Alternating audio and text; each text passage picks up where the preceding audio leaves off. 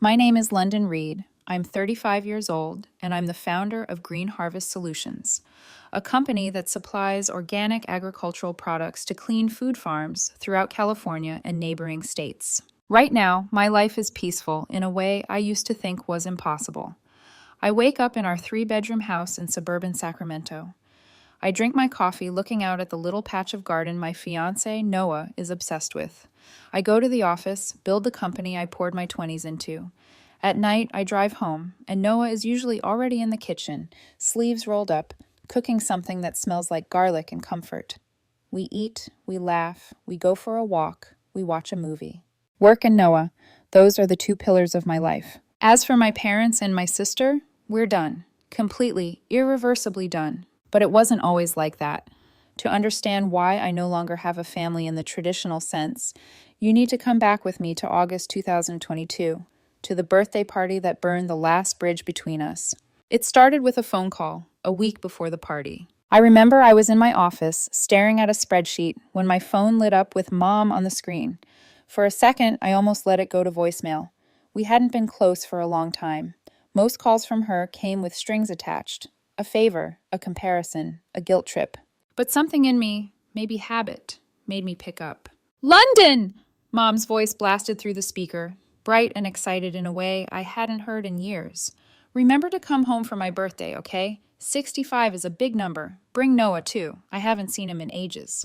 That warmth in her tone slipped past my defenses and hit something soft inside me. I leaned back in my chair, staring at the ceiling. "It's next weekend, right?" I asked. Yes. Saturday. Everyone's coming. Your aunts, your cousins, the neighbors. I want my whole family there." My whole family. The words made something twist in my chest. Because in my parents' house, whole family never really meant me. It meant my sister Daisy and her son Jackson, the golden grandson, the son everyone had to orbit around. I hesitated. There was a reason I kept my distance. 1,000 small cuts over the years. The time my achievements were brushed aside because Jackson had won a spelling bee. The way my father's face lit up when Jackson entered the room compared to the calm, polite nod I got. The unspoken rule that I was the responsible one, the one who had to understand, to give in, to be mature. But it was still my mother's 65th birthday. "Yes," I finally said. "We'll come. I'll tell Noah." The happiness in her reply was immediate. "Good. That makes me happy, London. Really happy."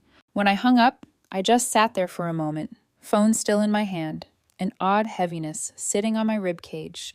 I had this vague, crawling feeling, like I'd just agreed to walk into a storm I couldn't see yet. Then I shook it off and went back to my emails.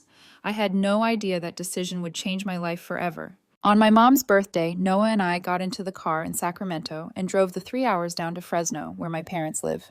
The sky was clear, the highway long and straight, and the whole way there, Noah kept up this light, easy conversation, half teasing, half reassuring. "Worst case, we stay for, 2 hours?" he said, one hand on the wheel. "We sing the song, eat the cake, say happy birthday, and bail." I smiled, but my stomach was tight. "You haven't seen Jackson in a while," I muttered. Noah glanced at me. "He's just a kid."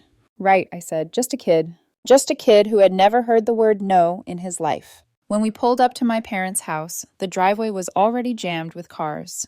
Laughter drifted out from the open windows, and the smell of grilled meat wrapped around us as soon as we stepped out. As we walked inside, the living room was packed. Aunts I barely recognized, neighbors, a couple of my parents' old friends. Someone called out my name. Another asked about the company, about that organic thing I was doing. Someone else nudged Noah and joked, "So when are you two finally getting married?" "We're working on it," Noah answered, smiling.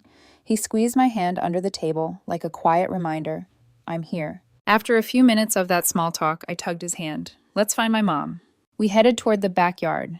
Mom was out there talking to a distant relative, her hands moving animatedly as she spoke. Dad stood near the grill with a few men, turning skewers of meat, beer in hand. "Mom," I called. She turned, and when she saw us, her face brightened. "London and Noah!" We hugged.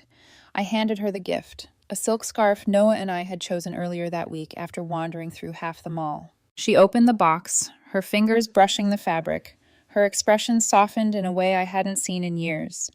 "It's beautiful," she said, lifting it to her neck. "Thank you. I love it." For a brief moment, standing there with Noah by my side and my mother smiling, I felt something warm and almost childlike. Just a daughter making her mom happy. But warmth doesn't last long in a house built on favoritism. After giving Mom the gift, we went back inside. That's when I saw Daisy walk in, perfectly groomed, as always, her designer bag on one arm, and Jackson at her side. 12 years old now, taller, but the same smug little tilt to his mouth that he'd had since he was 5. As soon as his eyes landed on me and Noah, he didn't say hello. He didn't smile. He just stuck his tongue out at me, slowly, deliberately, like a challenge. Right there in the middle of the living room, I frowned. Jackson, what are you doing? His grin widened, wicked and satisfied. He didn't answer, just leaned into Daisy's side. I felt something in me snap. Years of swallowing small insults, of being told he's just a child. Knock it off, I said, sharper this time. That's rude. Instantly, Jackson's face crumpled, on purpose. His shoulders hunched. His eyes went wide and wet as he threw his arms around Daisy's waist like I'd just hit him. Mom, he whimpered, Aunt London's yelling at me. Daisy's head snapped up, eyes like knives. London, she hissed, each word dripping with accusation. He's just a kid. Don't talk to my son like that. The unfairness was so brazen it almost stole my breath. I opened my mouth to reply, but felt Noah squeeze my fingers. When I looked at him, his eyes said, Not here, not now. It's your mom's birthday. I swallowed the spike of anger and forced a smile that tasted like metal. Fine, I muttered. We went to sit on the sofa. I told myself to let it go, that I was 35, the CEO of a growing company, and I did not need to be dragged back into old family roles by a preteen with no boundaries. But somewhere deep down, I knew this wasn't over. Jackson's eyes kept flicking to me, measuring me, like he was planning something. Around 6 in the evening, the party officially started. The long table in the living room was crowded with dishes, the grill from outside, big bowls of salad, bread, a giant cake parked at one end. Candles flickered, people laughed, glasses clinked. We gathered around Mom as she stood in front of the cake, her hands trembling slightly with emotion. Everyone sang Happy Birthday, off-key, but loud. She closed her eyes, made a wish, blew out the candles. For 30 seconds, looking at her face lit by candlelight, I almost believed this was a normal, loving family. If you didn't know the cracks beneath the surface, it would have looked perfect. Mom cut the first slice of cake. People applauded. She said a few words about family, love, connection, words that sounded beautiful and hollow at the same time. We sat down to eat, Mom and Dad in the center, Jackson sitting snugly at Mom's side, his special seat. I was placed next to Jackson and Noah next to me. I tried to focus on Noah, on our quiet conversation, on putting food on his plate. But every now and then, I felt Jackson's eyes on me. When I glanced over, he'd already turned away, pretending to be engrossed in his soup. There was something calculating in his gaze, too sharp, too intentional for a kid his age. I should have trusted my gut. I was reaching for the bread when it happened. At first, it was just a sensation, a sudden, shocking heat against my thigh, then wetness. I jerked in my chair, gasping as I felt hot liquid soak through the fabric of my pants and into my skin. I looked down. A puddle of soup was spreading across my lap, dripping from the edge of the table. My eyes snapped to my right. Jackson was holding an empty soup bowl, his hands still slightly tilted. His lips were curled into a tiny, triumphant grin. For a heartbeat, I gave him the benefit of the doubt. Maybe it was an accident. Kids spill things. That's normal. Noah had already grabbed napkins, thrusting them toward me. Here, he whispered. It's okay, just here. I reached for the napkin, and then Jackson opened his mouth. Not an apology, not even a fake, forced sorry. He tilted his head and looked straight into my eyes, that small grin stretching wider. Lick it off, Aunt London. The words hit me like a slap. For a second, the sounds of the party went muffled, like someone had dunked my head underwater. I stared at him, unable to process what I'd just heard. My 12-year-old nephew had deliberately spilled soup on my lap and, in front of our entire family, told me to lick it off. Beside me, Noah froze, his hand still hovering with a stack of napkins. His eyes widened in disbelief as he slowly turned to look at Jackson. And in that suspended, suffocating moment, I realized this wasn't a childish joke. This was power. This was humiliation, carefully crafted and fully sanctioned by the world that had always told him he was untouchable. Heat rose up my neck, my hands shaking under the table. That was the moment everything changed. I shot up so fast my chair screeched across the floor. What did you just say? My voice came out louder than I intended, cutting clean through the chatter and clinking cutlery. Every conversation at the table died mid-sentence. Forks hovered, half raised. Someone's laugh broke off awkwardly, hanging in the air. Jackson's grin didn't falter. For a split second, he looked satisfied, like this was the reaction he'd been hoping for. Then, with the skill of a seasoned actor, his expression crumbled. His lower lip trembled. His eyes filled with instant tears as he shoved his chair back and flung himself away from me. Grandma, he choked out, scrambling toward my mother. I'm scared. Aunt London's yelling at me. He buried his face into my mother's side, small shoulders shaking theatrically. My mother's arms closed around him automatically, like she'd done 1,000 times. Protective, possessive. Her hand stroked his hair, soothing, as if he were the victim. I stared at them, soup cooling on my skin, my hands trembling at my sides. Noah rose halfway out of his chair, caught between wiping my lap and putting himself between me and whatever was about to happen. London, he murmured under his breath. Breathe. Too late. I was already past the point of pretending everything was fine. Dad frowned from the other side of the table, looking more annoyed at the disruption than concerned about what had actually happened. A few relatives shifted uncomfortably, eyes darting between me and Jackson like we were a tennis match. My cousin David, seated near the far end, frowned. What's going on? He called out. Why is everyone staring? I took a breath that scraped my lungs. What's going on? I said, my voice shaking with anger. Is that Jackson just dumped his soup on my lap, then told me to lick it off. The words echoed in the silence. For a moment, no one moved. I could feel every pair of eyes on me, on the dark stain spreading across my pants, on the empty bowl near Jackson's chair. Then, cutting through the tension like a blade, came a sound I will never forget. Laughter. High. Sharp and cruel. I turned. Daisy, my sister, was leaning back in her chair, one hand pressed to her stomach, laughing as if she'd just watched a comedy sketch on TV. Oh my God, she managed between giggles. Are you serious right now? I stared at her, stunned. What the hell are you laughing at, Daisy? The room seemed to shrink. Even the air felt thick. Daisy straightened, wiping at the corner of her eye as if she'd cried actual tears of joy. Then her face hardened, her gaze locking onto mine with icy disdain. You yelled at Jackson earlier, she said coolly. He gave you a lesson. He's just a kid, London. Don't overreact. Something inside me, some old, fragile part that still hoped for fairness, finally cracked. Overreact? I repeated slowly. He humiliated me in front of everyone. He told me to lick soup off my own pants. He was joking, Daisy snapped. You're the one making it a big deal.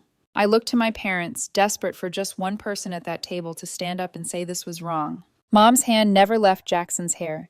Her eyes were on me, but there was no support in them, only annoyance that her party had been disrupted. London, she said with a sigh, like she was tired. Don't overdo it. It was just a bit of fun. Jackson's still young. Don't hold it against him. The words landed like a slap. My father chimed in, his tone sharp and reprimanding. That's right. You're an adult. You should know how to be patient with kids. Making a scene in the middle of a party like this? Aren't you ashamed? Shame. The familiar word curled in my stomach, but this time it didn't stick to me. It flowed right through and settled on them instead. I looked around the table. A few relatives studied their plates like the food had suddenly become fascinating. A couple whispered to each other. No one spoke up. No one except one person. A chair scraped the floor. Lucas stood up. Lucas, my cousin, 3 years younger than me. The only one in that house who had ever actually listened when I talked about work, who had asked how I was doing without comparing me to someone else. He pointed straight at Jackson, his voice cutting through the room. This isn't a joke, he said, tone hard. Everyone saw what happened. Jackson deliberately spilled that soup and said something disgusting and disrespectful. He needs to apologize to London, now. Relief flooded me so fast my knees almost buckled. Someone else had seen it. Someone else was willing to name what happened. Daisy's head whipped toward Lucas, her eyes blazing. This is my family's business, she hissed. Don't interfere. Dad straightened in his chair, jaw clenched. Lucas, he said, icy and final, from now on, don't show up at family gatherings anymore. You're not welcome if you insist on stirring up trouble. Mom stayed silent, but the look she shot Lucas was cold enough to freeze water. Lucas froze. I watched the color drain from his face, then slowly creep back as red anger. He scanned the table, searching for something support, maybe. A single person who would say, "He's right." No one did. His lips twisted into a bitter, humorless smile. Without another word, he reached for his coat draped over the back of his chair. I felt like I was watching something holy being thrown away. He turned to leave. That was when I realized, if I stayed seated, if I swallowed it again, then I was choosing to be exactly what they thought I was. Small, quiet, convenient. "Lucas!" I called, my voice sharper than I intended. "Wait." He paused near the doorway and glanced back, surprise flickering over his features. "I'm coming with you," I said. I pushed my chair back. Noah immediately rose, his hand finding mine. He didn't argue, didn't ask if I was sure. He just squeezed. But I didn't walk away, not yet. There was one more thing I needed to do. Everything seemed to slow down, like one of those scenes in a movie where the sound goes fuzzy and all you can hear is your own heartbeat. I turned back towards the table. Daisy was still in her chair, stiff with anger, soup bowl untouched in front of her.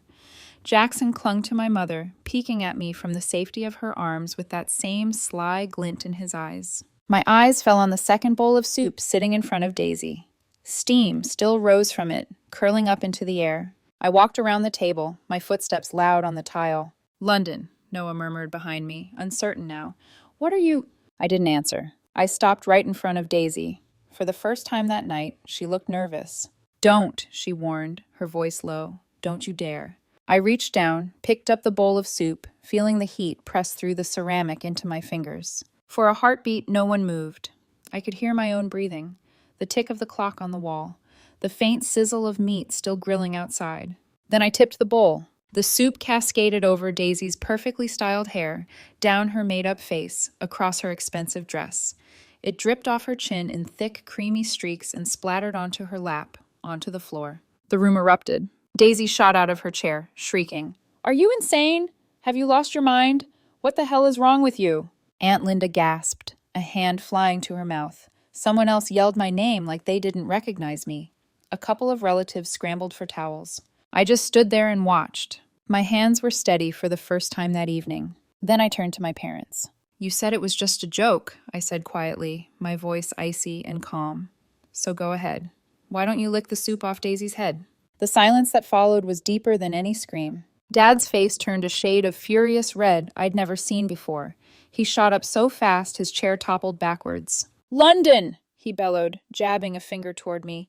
"How dare you speak to us like that? How dare you humiliate your own sister in our house? From this moment on, don't ever set foot in this house again. You hear me? You're no daughter of mine." Mom was crying now, clutching Jackson even tighter, like she needed to shield him from the monster I'd just revealed myself to be. I let their words settle, let the old ache rise, and then pass through me like smoke. "Fine," I said. "I don't want to spend another second in this house anyway." I turned away. Noah was waiting near the doorway, jaw tight, eyes burning with a fierce, quiet loyalty. Lucas stood just beyond him, watching me with a look that was equal parts shock and admiration. We walked out together. Behind me, I could still hear Daisy screeching, my mother sobbing, my father cursing my name. The sounds followed us down the hallway, across the threshold. But as soon as I stepped through the front door, they seemed to fade. The cool night air hit my face.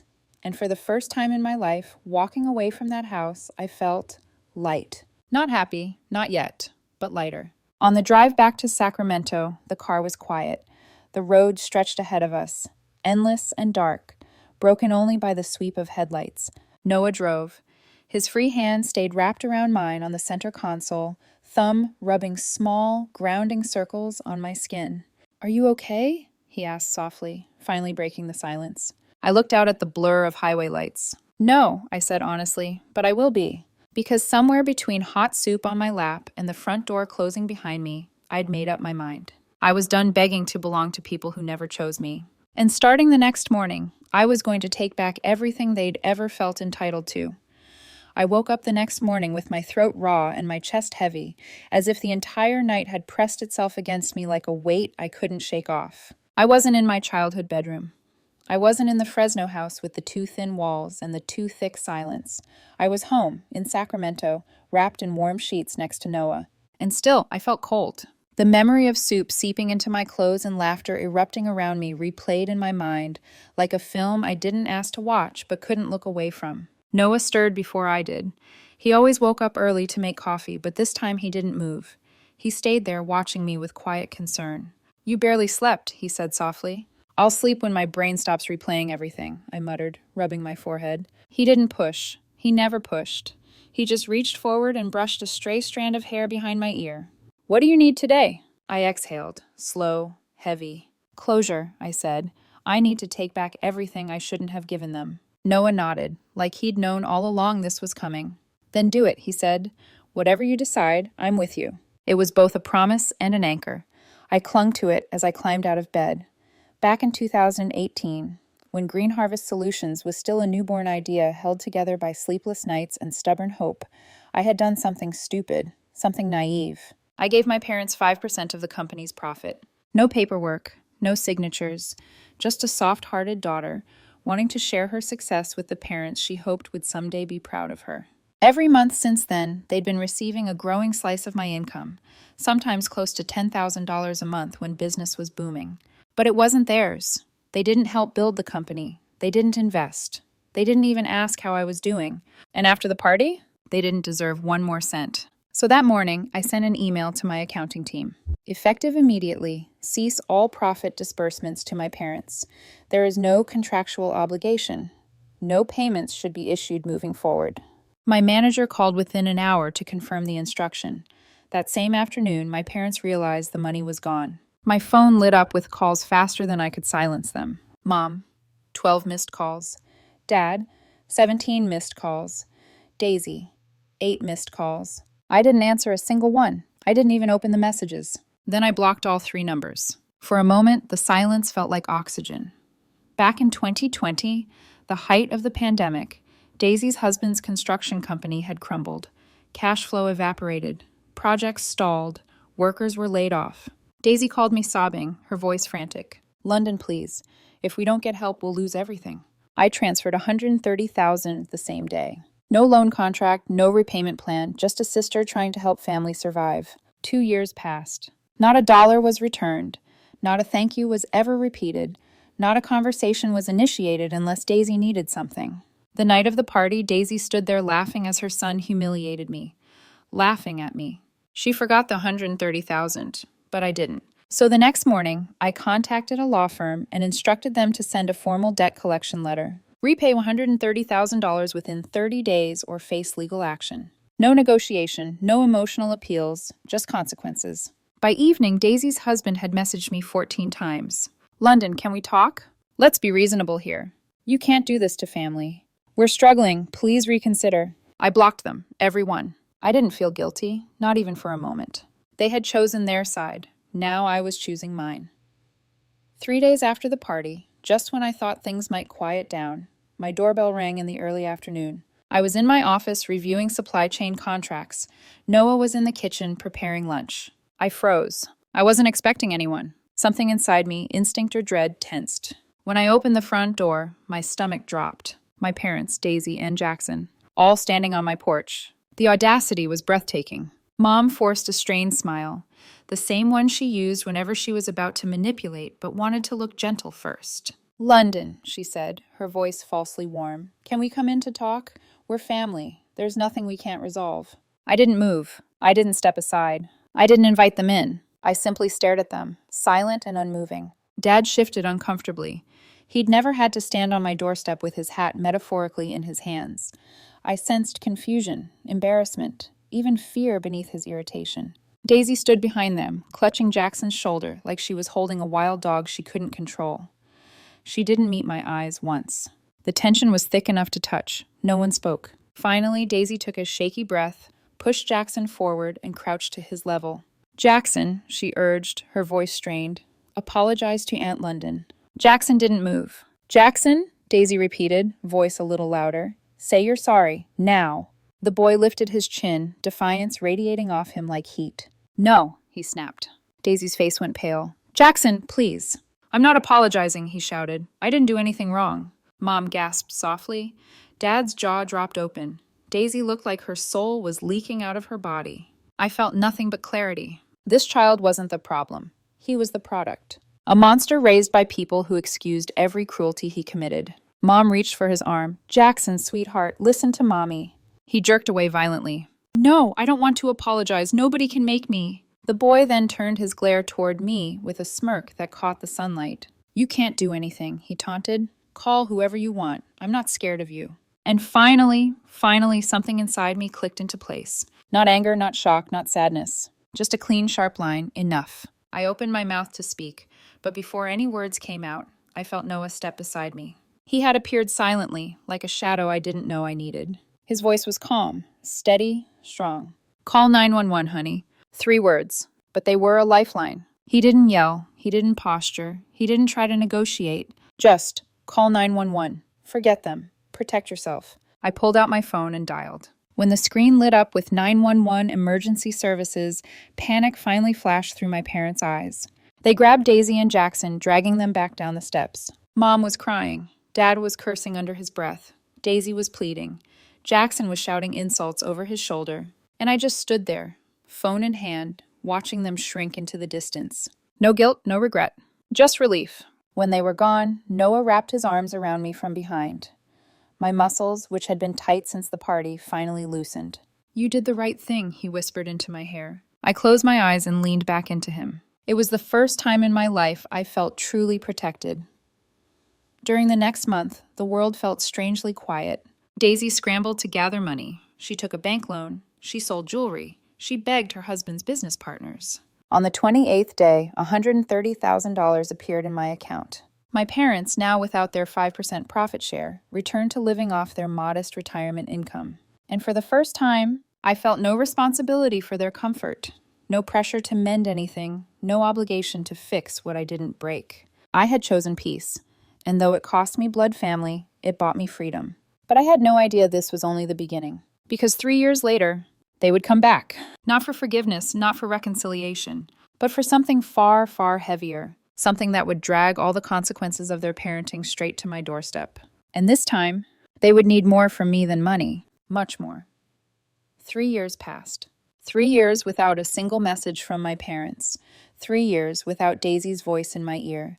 3 years without seeing Jackson, or hearing him scream, or laugh, or manipulate the adults around him. 3 years of peace, and I treasured every minute of it. In those years, Green Harvest Solutions flourished. We expanded north into Oregon and east into Nevada. We built partnerships with another 4 organic farms. We hired 40 new employees. My days were long, but they were rewarding. Noah and I settled into a rhythm that felt safe, soft, steady.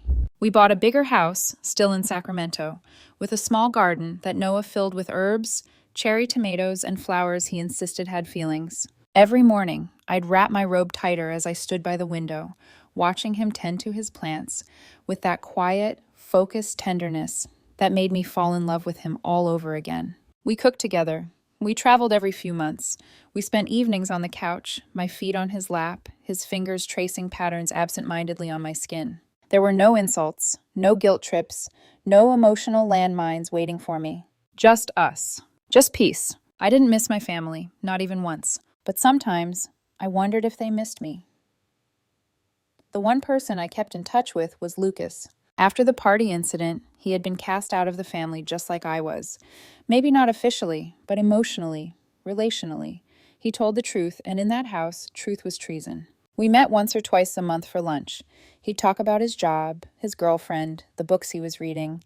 I'd talk about the business, Noah, our travel plans. And sometimes, hesitantly, cautiously, he'd tell me about my family. "Your mom still brings you up sometimes," he said once, picking at his fries. "But not in a good way." I snorted softly. "Figures. She says you're ungrateful, that you abandoned them." "Did she mention Jackson dumping soup on me?" "No, of course she didn't. In her version of the story, I was the villain, the daughter who turned her back on her family, the one who forgot where she came from." Lucas would sigh. "Your dad doesn't talk about you at all. He just gets angry if anyone brings up your name." "And Daisy? She pretends you don't exist," he said, "completely erases you from conversations, like you're a bad dream she woke up from." It didn't hurt, not anymore. I had accepted long ago that they weren't capable of loving me the way I needed, but what stayed with me, what never left, was hearing about Jackson. Lucas would update me, shaking his head in disbelief. "That kid, he's out of control, London." "What do you mean?" "Fights, bullying, talking back, getting suspended." I sighed. Not surprising. His teachers can't stand him. Other kids avoid him. Daisy just keeps defending him and saying he's misunderstood. I stared at my plate, appetite gone. I had warned them. Even that night at the party, through all my anger, I had known Jackson wasn't the only problem. The problem was the adults shaping him. The monster they raised was growing, and one day he was going to hurt someone who didn't have the option of walking away. It was a Tuesday afternoon, October, crisp and cool, sunlight streaming through the office windows. I was in a board meeting discussing our market expansion to the Northeast region. Charts, projections, supply chain risks. Everything was going smoothly. Then there was a knock on the conference room door. My secretary stepped in. She leaned down and whispered in my ear, "Ms. Reed, someone is here to see you. They say they're your family." My entire body tensed. I hadn't spoken to them in 3 years. I stood, smoothed my blouse, and told the board, "Take a break. I'll be back shortly." My heels clicked sharply against the hallway floor as I walked toward the waiting area. The second I turned the corner, I stopped breathing. My parents, Daisy, no Jackson. They looked older, defeated, weathered by something heavy. My father's hair was almost fully gray. His shoulders, once squared with arrogance, slumped forward. My mother's eyes were sunken, her movements slow and shaky. Daisy looked like a ghost, pale, thinner, her makeup doing nothing to hide the dark circles beneath her eyes. When they saw me, all three stood up at once. I didn't hug them, I didn't smile, I didn't even blink. "Follow me," I said instead, voice cold and professional. I led them down the hall to a small meeting room and closed the door behind us. I didn't offer them seats. I stayed standing, arms crossed, shoulders squared. "What do you want?" My father opened his mouth first. His voice was hoarse, like each word hurt. "London, we need your help." I didn't respond. My mother stepped forward, reaching for my hand. I stepped back. Her tears pooled instantly. "London, please. Jackson is in serious trouble." There it was, the name that had been carefully avoided for 3 years. The name they only ever cried out when things went wrong. I raised an eyebrow. Define trouble. Daisy finally spoke. Her voice trembled, her composure cracking like thin ice. "Jackson, he got into a fight at school." I said nothing. She swallowed hard, her breath hitching. "The other boy, he's in the hospital." My stomach went cold. Daisy continued, words tumbling out in a panic. He has broken ribs, brain trauma, internal injuries. The doctor said he might never fully recover." Mom covered her mouth with a sob. Dad stared at the floor, shame or fear twisting his features. I felt nothing. Not shock, not sorrow. Just a quiet, grim understanding. It was inevitable. Jackson had been heading toward this moment since the first time he manipulated tears to escape consequences. The monster they raised had finally hurt someone he couldn't charm or scream his way past. Daisy's voice broke completely as she spoke the next words. "The boy's parents are demanding $1.5 million in compensation." I blinked once. "And?" Mom stepped forward desperately. "London, please. They'll ruin Jackson's life. The law is involved. They're threatening charges. We can't pay that amount, but you..."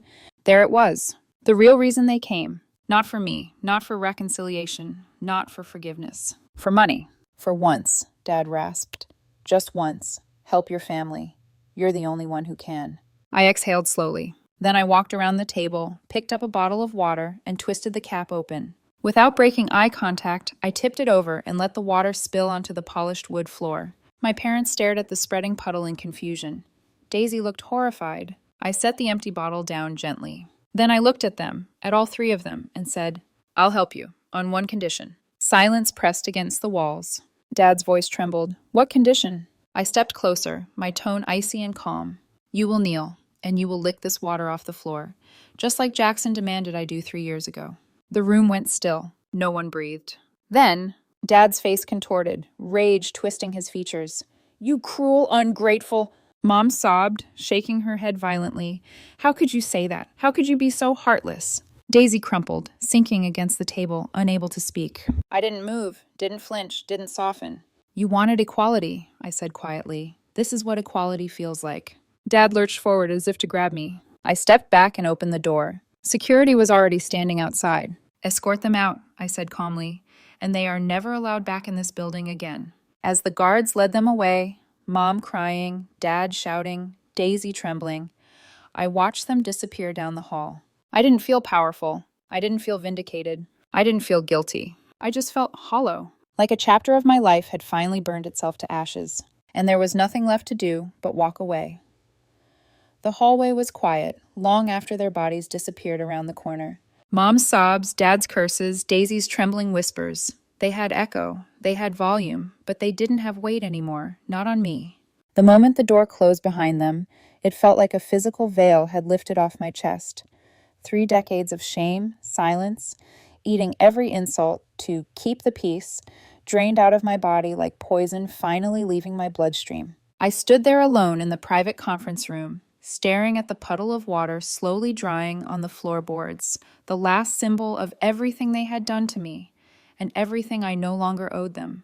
When I finally returned to the board meeting, I apologized for the delay and continued as if nothing significant had occurred, because for the first time, family chaos was not a hurricane sweeping me away. It was background noise, and I had muted it. Life didn't change overnight after that confrontation, but I did. I slept deeply for the first time in weeks. I laughed easily. I stopped glancing at my phone expecting drama. I went entire days without thinking about Daisy, my parents, or the wreckage they had tried to pull me into.